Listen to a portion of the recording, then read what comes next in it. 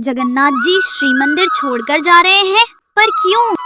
बंगाल में एक भक्त रहते थे, रामदास। उनका नियम था कि हर एकादशी पर वे पैदल बंगाल से जगन्नाथपुरी जाया करते थे। वहां जाकर वे सुबह समुद्र में स्नान करते, महाप्रसाद पाते और फिर रात को शयन आरती के बाद मंदिर के बाहर बैठकर कीर्तन करते। महाप्रभु जगन्नाथ जी उनसे बहुत प्रसन्न रहते थे और उन्हें अपार प्रेम करते थे। धीरे धीरे समय बीता और रामदास वृद्ध होने लगे। अब उनके शरीर में पहले जैसा बल नहीं रहा, लेकिन उन्होंने अपना नियम नहीं छोड़ा। उनका मन अब भी वही था, भक्ति में अटल। महाप्रभु जगन्नाथ जी को उस पर दया आ गई। जब अगली एकादशी पर रामदासपुरी पहुँचे और कीर्तन कर रहे थे, उन्होंने नेत्र बंद किए हुए प्रभु का ध्यान लगाया। तभी उनके ध्यान में जगन्नाथ जी प्रकट हुए और बोले, रामदास, तू अब पुरी मत आया कर, मुझे बड़ा कष्ट होता है। रामदास बोले, महाप्रभु, आपको कष्ट होता है इसलिए मैं समझता हूँ कि अब आना ठीक नहीं, पर यदि अगली एकादशी को आप मेरे सामने नहीं होंगे तो मेरे प्राण ही निकल जाएंगे नाथ। जगन्नाथ जी बोले, ठीक है, तो एक काम तो किया जा सकता है जिससे तुझे पुरी भी ना आना पड़े और तू मेरा दर्शन भी कर ले। रामदास बोले, वो कैसे संभव है? जगन्नाथ जी बोले, अगली एकादशी में जब पुरी आएगा तो एक बैलगाड़ी ले आना, मैं भी तेरे साथ चलूंगा तेरे घर, तब मेरा दर्शन कर लेना। प्रेम से दिन भर मुझे ही देखता रहना, मैं तुझे देखता रहूंगा। रामदास बोले, अरे नहीं महाप्रभु, आप तो सुख से विराजो, मैं आ जाऊंगा, मुझे कोई कष्ट नहीं होगा। लेकिन जगन्नाथ जी बोले, अब तो हमने मन बना लिया है, मैं तो तुम्हारे साथ ही जाऊंगा, और वो भी अगली एकादशी पर। रामदास खुश भी हुए और दुखी भी। अगली एकादशी जब आई तो रामदास बैलगाड़ी में बैठकर आए। सब पंडा पुजारी बोले, अरे रामदास, आज बैलगाड़ी से आए हो, कुछ विशेष है क्या?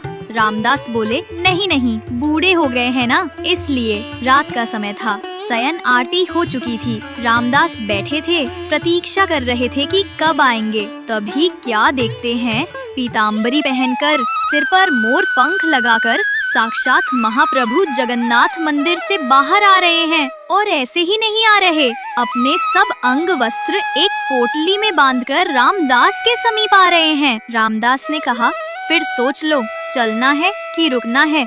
तो जगन्नाथ जी ने कहा, अब तो तय हो चुका है कि चलेंगे हम तुम्हारे संग ही। रामदास मन में सोच रहे थे, मैं तो मना कर रहा हूँ, पर इन्हें ही आना है मेरे साथ।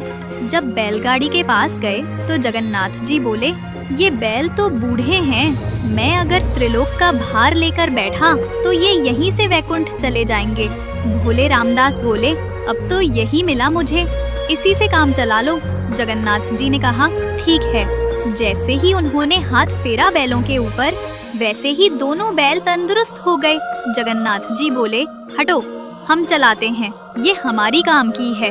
रामदास बोले, मैं ही चला लूंगा, आप छोड़ो। जगन्नाथ जी बोले, नहीं, मैं ही चलाऊंगा। सामने बैल हाँकते हुए द्वारकाधीश थे और पीछे सीधे साधे रामदास बैठे थे। जैसे ही मंगला आरती का समय हुआ, वैसे ही सब पुजारी बोले, ये सुभद्रा जी और बलभद्र जी तो हैं, पर जगन्नाथ जी कहाँ गए? सब जगह हल्ला मच गया, जगन्नाथ जी चोरी हो गए, ढूंढो। सबका शक गया रामदास के ऊपर, क्योंकि रामदास ही वहाँ रात भर रहते थे। जगन्नाथ जी को पता चल गया था कि सब पंडा पुजारी रामदास के पास आ रहे हैं।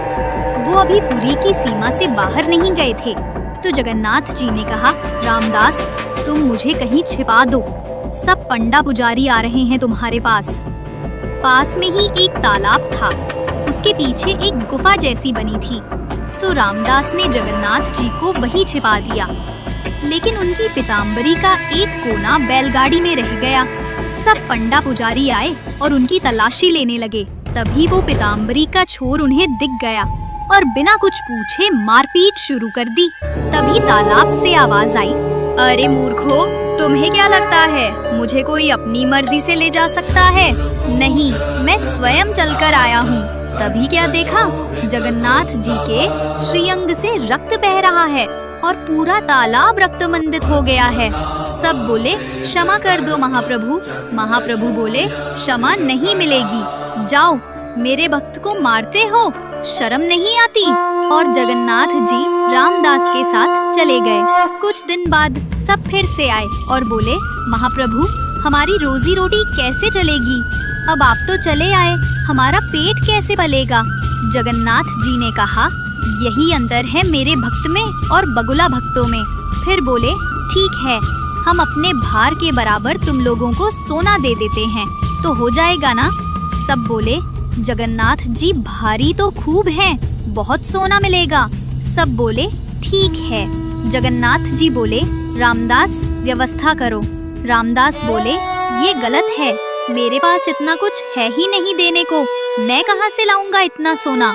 जगन्नाथ जी बोले तुम्हारी पत्नी की नाक पर एक सोने का किल है, वो ले आओ और एक तुलसी का पत्ता ले आओ, बाकी हम दिखाते हैं, आखिर हम भी परमात्मा हैं। जैसे ही नापा गया तो उस किल से भी कम भार के महाप्रभु हो गए और सब पंडा पुजारी से बोले जाओ ले लो अपनी जिंदगी, धन चाहिए ना तुम्हें? अब उन पुजारियों के पास कुछ कहने का मुंह न रहा।